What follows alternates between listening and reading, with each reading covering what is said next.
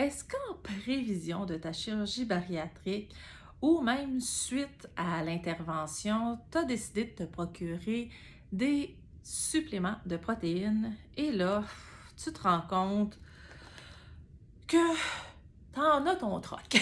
T'es plus capable.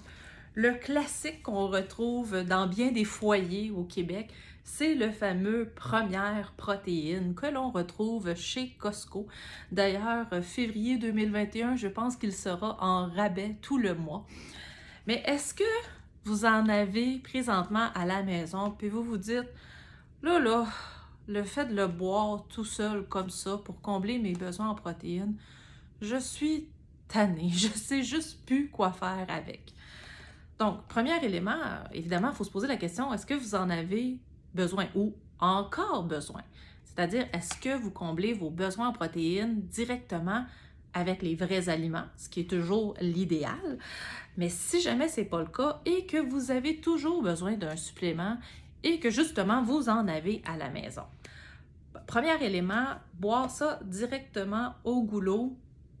C'est un beau test de volonté, on va se le dire, surtout si vous l'avez maintenu à la température pièce.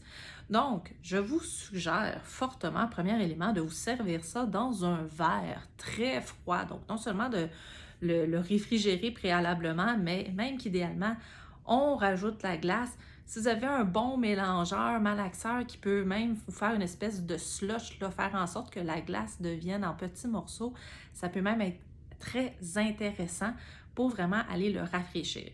Vous pouvez aussi ajouter différents aliments, un peu comme un smoothie, pour changer le goût aussi. Là. Banane, chocolat, ça peut être intéressant. Des framboises, à ce moment-là, par contre, ce n'est plus seulement un supplément de protéines, mais lorsqu'on rajoute d'autres aliments, bien là, ça peut devenir potentiellement une collation, même voire un repas, si on décide là, qu'on veut prendre notre repas sous forme de liquide. Donc, tout dépendant des ajouts. On pourrait aussi simplement rajouter différentes saveurs, comme des essences, essence d'orange pour faire différent, essence de menthe. On peut rajouter certaines épices aussi.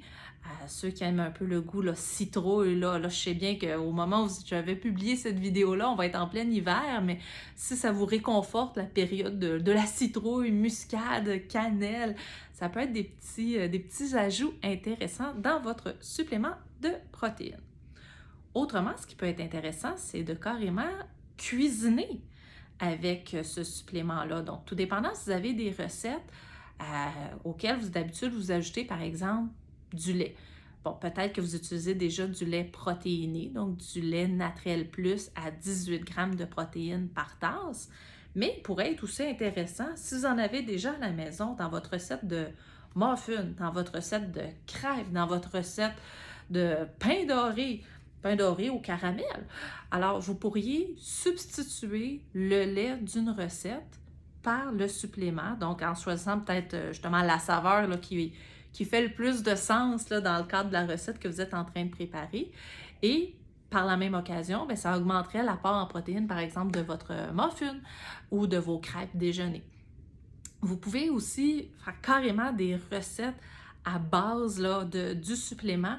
D'ailleurs, si vous fouillez un petit peu sur les internets, si vous allez sur le site web de la compagnie, il y a plusieurs idées recettes à partir de ces suppléments-là qui peut être une autre belle façon de passer votre stock.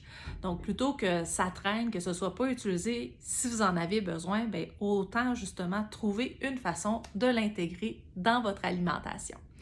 Donc, j'espère que ça vous inspire un peu sur ces merveilleux produits qu'on essaye d'éliminer quand même le plus vite possible de notre alimentation pour retrouver un réel plaisir à manger des vrais aliments. Bonne journée!